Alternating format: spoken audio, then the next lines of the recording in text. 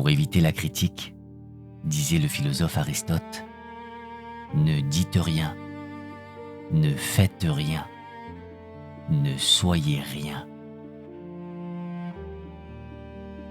Et pourtant, nous sommes, nous faisons, nous parlons, et la critique vient. Vous connaissez ce moment. Il arrive sans prévenir. Un mot, une phrase, parfois juste un regard. Et soudain, le temps se suspend. Une chaleur étrange vous monte aux joues. Un nœud se serre au creux de votre estomac. Le bruit du monde s'estompe. Et tout votre univers se rétrécit à l'écho de cette parole qui vient de vous frapper. C'est la morsure. Une sensation si vive et si intime qu'elle semble être une fine aiguille de glace se plantant dans le vif de notre être. Ce venin porte un nom familier, la critique. Non pas le conseil que l'on sollicite humblement auprès d'un ami, ni le retour constructif qui nous est offert avec bienveillance. Je parle de l'autre, celle qui surgit sans crier gare, celle qui déstabilise, qui juge, qui sème le doute, là où nous tentions de faire pousser une certitude. Voyez-vous, cette expérience n'est pas un défaut en vous, ni une faiblesse à éradiquer. Elle est une force de la nature humaine, aussi inévitable que le vent sur la plaine ou la pluie sur la mer. Elle fait partie du grand dialogue de la vie. Le véritable problème, je crois, n'est pas son existence, mais le dénuement dans lequel elle nous trouve si souvent. Nous la subissons comme une tempête, sans savoir comment danser avec le vent, ni comment recueillir l'eau qui pourrait nous être fertile. Alors, que faire ? Bâtir des murailles plus hautes autour de notre cœur ?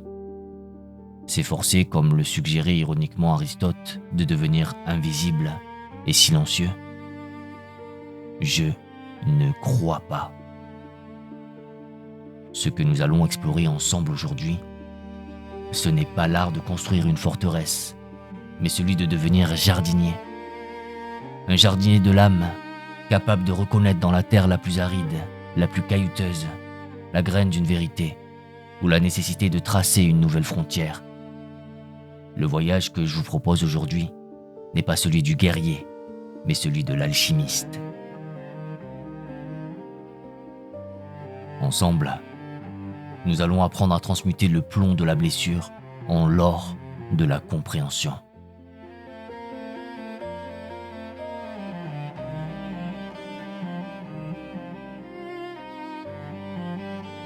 Pour comprendre la morsure de la critique, il nous faut d'abord voyager au plus profond de vous-même, là où le temps n'a pas d'âge.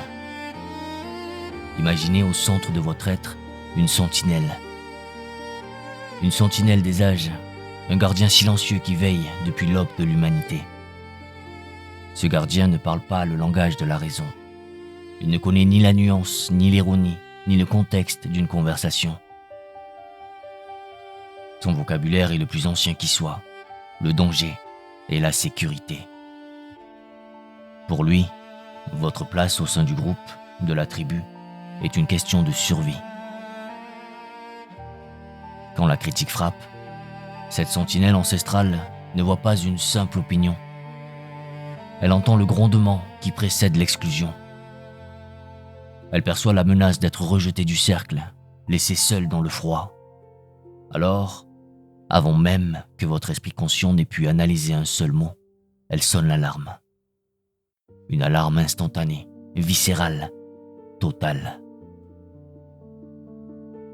Comprenez bien ceci. Cette réaction qui vous submerge n'est pas un signe de votre faiblesse, mais le témoignage vibrant de votre humanité. C'est l'écho de milliers d'ancêtres qui, pour survivre, ont dû être profondément connectés les uns aux autres.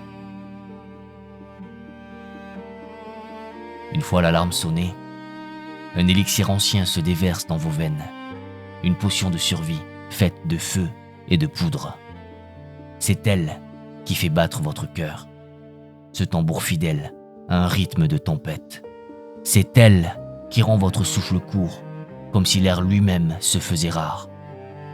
Et vos pensées, hier encore des oiseaux clairs chantant dans un ciel d'été, se figent soudain sur la branche, paralysés. C'est une tempête biochimique, une marée involontaire qui monte en vous.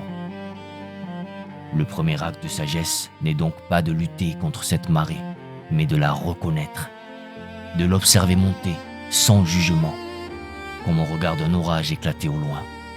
C'est votre corps qui se souvient. Laissez-le se souvenir.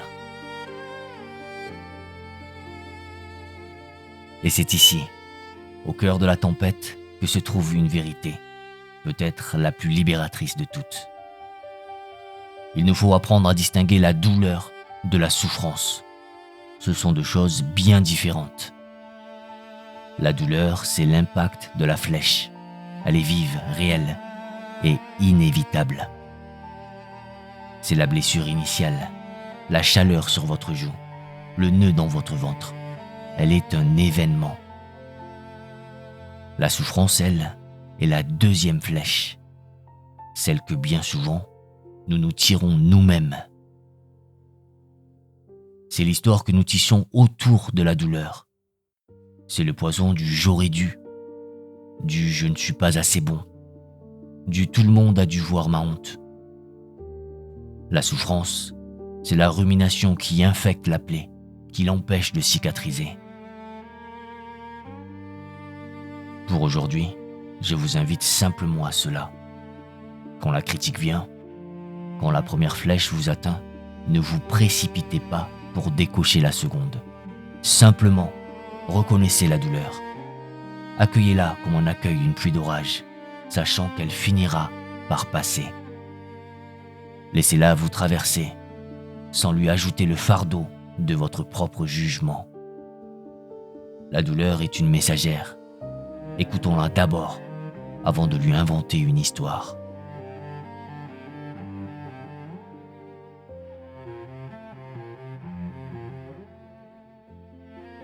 Une fois que la tempête intérieure s'est apaisée, une fois que le tambour du cœur a retrouvé son rythme paisible, il nous est donné de regarder ce que le vent a déposé à nos pieds. Car une critique n'est jamais un bloc de pierre monolithique. Elle est un assemblage complexe, une mécanique délicate de mots, d'intentions et d'émotions. Et pour la comprendre, je vous invite à devenir un horloger de la parole, à examiner avec patience chaque rouage, à écouter chaque tic-tac pour voir ce qui fait tourner cette étrange machine. Pour ce faire, nous utiliserons 3 loupes, 3 filtres de lumière pour éclairer ce qui nous a été dit. Le premier filtre est celui de la source. Avant même de peser les mots, demandez-vous: qui parle? De quel jardin ou de quel désert ces paroles sont-elles nées? La voix qui s'élève est-elle celle d'un maître artisan qui connaît votre art et souhaite vous offrir un outil pour mieux le sculpter? Est-ce le murmure d'un ami véritable, dont le cœur cherche sincèrement votre épanouissement? Ou bien est-ce le cri d'un inconnu, un fantôme sans visage tapi dans l'ombre d'un écran, qui jette une pierre dans votre jardin simplement pour entendre le bruit qu'elle fait en tombant? Toutes les voix n'ont pas le même poids. Le conseil d'un expert dans votre domaine peut peser le poids d'une montagne d'or. Le jugement d'un passant malveillant devrait avoir pour vous le poids d'une plume emportée par le vent. Ne donnez pas le même pouvoir à toutes les bouches. Le deuxième filtre est celui de la forme. Écoutez attentivement, non seulement ce qui est dit, mais comment cela est dit. Car la forme d'une critique est la musique qui révèle l'âme de son intention. Il y a une différence immense entre une parole qui cherche à éclairer une de vos actions et une parole qui cherche à éteindre votre identité. Écoutez la différence entre ces deux mélodies. La première dit « Ce paragraphe de votre rapport manque de clarté ». C'est une observation. Elle pointe vers un objet extérieur à vous, un acte que vous pouvez modifier, améliorer. Elle vous offre une clé. La seconde dit « Vous êtes vraiment brouillon dans votre travail ». Entendez-vous? Ce n'est plus une clé, c'est une cage. Elle ne décrit plus une action. Elle cherche à définir votre être. Souvent, la brutalité d'une parole est le simple écho de la propre tempête de celui qui la prononce. Une critique formulée avec colère ou mépris en dit souvent bien plus sur la soif ou la blessure de l'émetteur que sur la qualité de votre travail. Apprenez à regarder la forme comme le miroir de celui qui parle. Enfin vient le troisième filtre, le plus subtil de tous, celui du fond. C'est l'étape la plus délicate, car elle demande de replonger les mains dans ce qui nous a peut-être blessés. La question est celle-ci. Au-delà de la source trouble et de la forme parfois brutale, y a-t-il, caché dans la boue, une perle de vérité? Même dans la critique la plus maladroite, la plus injuste, il se peut qu'il y ait 1% de vérité utile. Une minuscule graine qui, si vous la nettoyez de sa gangue de poison, pourrait germer en vous et devenir un arbre de sagesse. Il ne s'agit pas de donner raison à l'autre. Il s'agit de vous servir vous-même. C'est l'art du distillateur d'âme. Prendre ce qui a été jeté avec violence et en extraire une goutte d'élixir pour votre propre croissance. C'est l'acte de souveraineté ultime, reprendre le pouvoir, séparer le messager de sa gangue de douleur et décider, vous seul, de ce que vous gardez et de ce que vous rendez à la terre.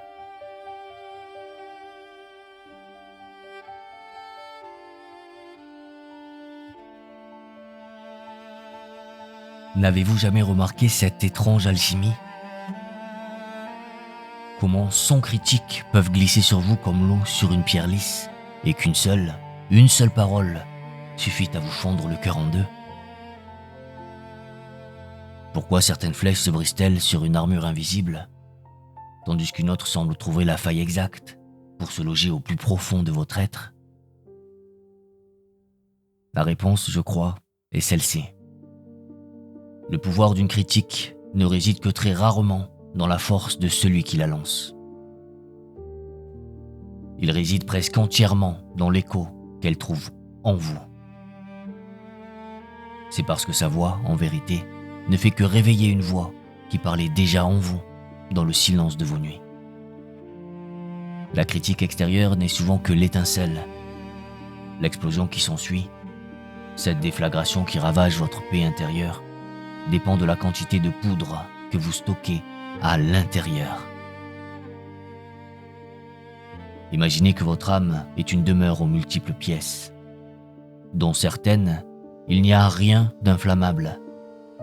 On peut y parler de vos talents culinaires ou de votre façon de jardiner, et une critique ne sera qu'un courant d'air.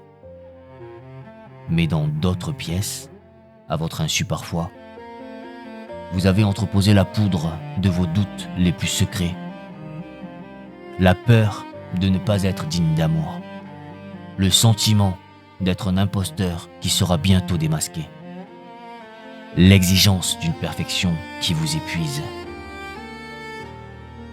Ces pièces-là sont chargées de vos blessures anciennes, des histoires que vous vous racontez sur vous-même. Et lorsqu'une critique frappe la porte de l'une de ces pièces, l'étincelle rencontre la poudre et tout s'embrase. L'invitation n'est donc pas de maudire l'étincelle, mais de visiter avec courage et douceur ces pièces de votre demeure intérieure. De reconnaître avec tendresse vos propres zones de faille. Ce sont les anciennes fissures de l'âme, celles qui nous rendent si magnifiquement, si douloureusement humains. Et reconnaître que cette critique me fait si mal, non pas parce qu'elle est vraie, mais parce qu'elle touche à ma peur secrète de ne pas être assez. Et le premier pas vers la guérison, c'est nommer le fantôme. Et un fantôme nommé perd la moitié de son pouvoir. Et c'est là qu'un grand médecin de l'âme, Carl Jung, nous a offert une clé d'or avec ces mots. Tout ce qui nous irrite chez les autres peut nous mener à une meilleure compréhension de nous-mêmes. Soudain, la perspective se renverse. La critique n'est plus une attaque, elle devient un miroir. La personne qui vous a blessé, souvent sans même le savoir, devient un messager involontaire. Elle vous tend parfois maladroitement, parfois cruellement. Un miroir qui reflète non pas votre laideur, mais votre blessure. Et qu'est-ce que ce miroir vous montre? Il vous montre l'endroit exact qui a besoin de votre attention. Il illumine d'un faisceau inattendu la part de vous qui a besoin de soins, de compassion et de réconfort. La douleur n'est plus une punition, elle est un signal. Un voyant lumineux sur le tableau de bord de votre âme qui vous dit avec une infinie patience « Regarde ici, c'est ici que tu dois poser ta main. C'est ici que tu dois apporter ta douceur. » La critique devient alors un guide inattendu sur le chemin qui vous ramène toujours à vous-même.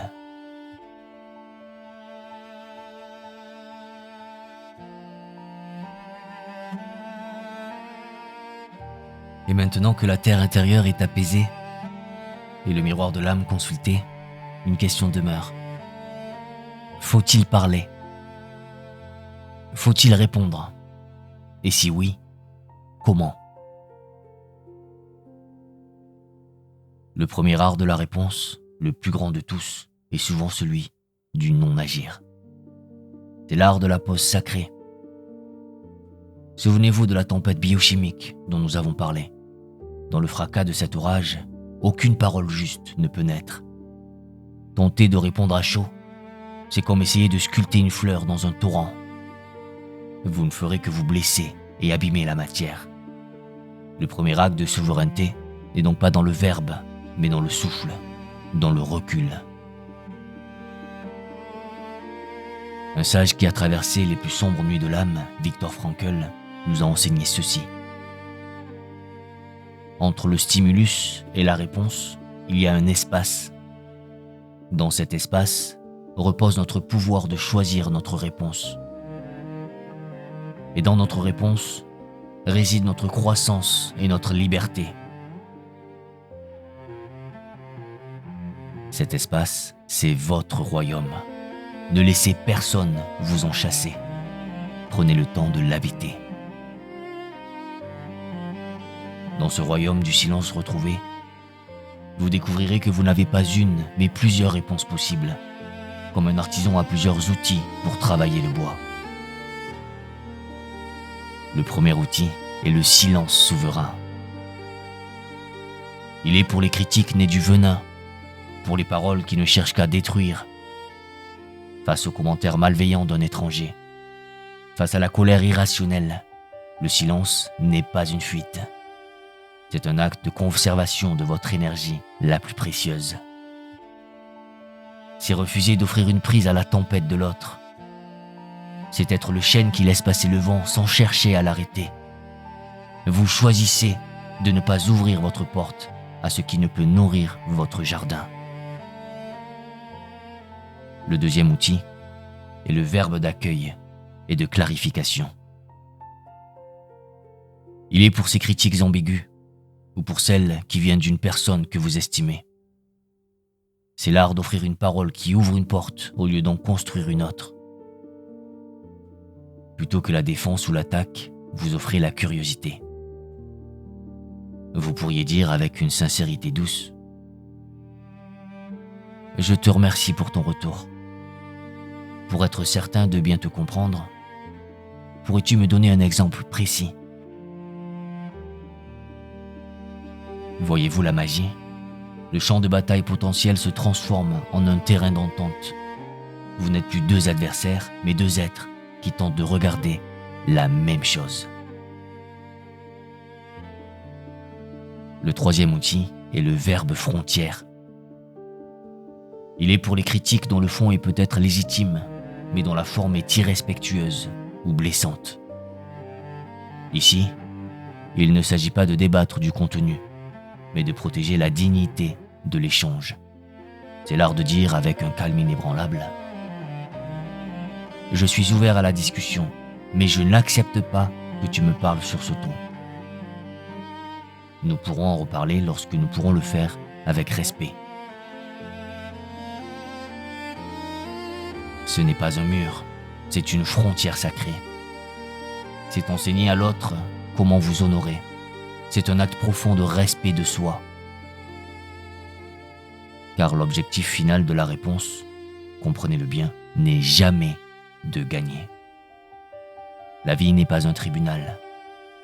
Le but n'est pas de prouver que l'autre a tort ou que vous avez raison. Le but est de préserver votre intégrité, de clarifier une situation pour qu'elle ne s'envenime pas, de renforcer une relation qui le mérite, ou simplement de protéger votre paix intérieure. Car à bout du chemin, la seule véritable victoire est de pouvoir rentrer chez soi, en soi, et d'y trouver la paix.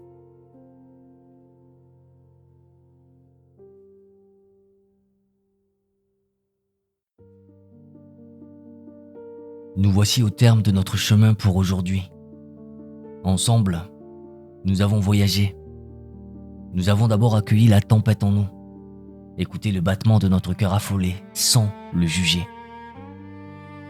Puis, avec la patience de l'horloger, nous avons démonté le message pièce par pièce pour y chercher le don ou le poison.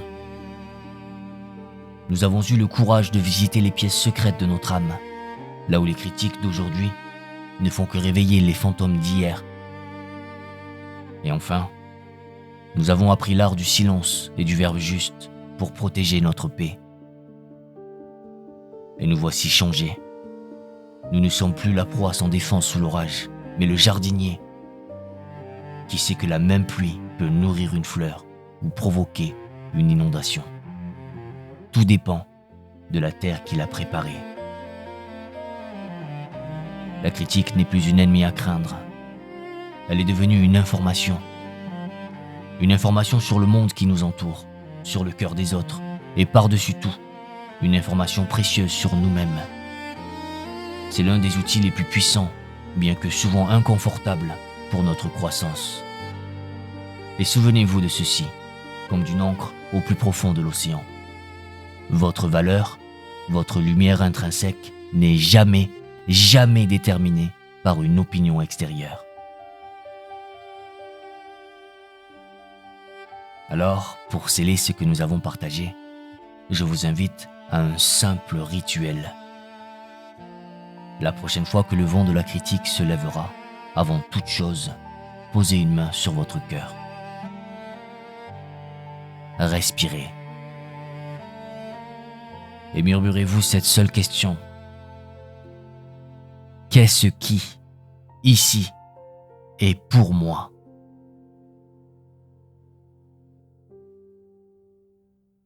Faites le tri avec la patience d'un chercheur d'or. Prenez la graine s'il y en a une, et laissez le vent emporter le reste. Le temps que vous avez consacré à cette écoute est un cadeau que vous vous êtes fait. Je vous remercie pour votre attention et pour le courage que demande l'exploration de ces territoires intimes. Merci pour votre écoute précieuse. Prenez grand soin du jardin de votre âme.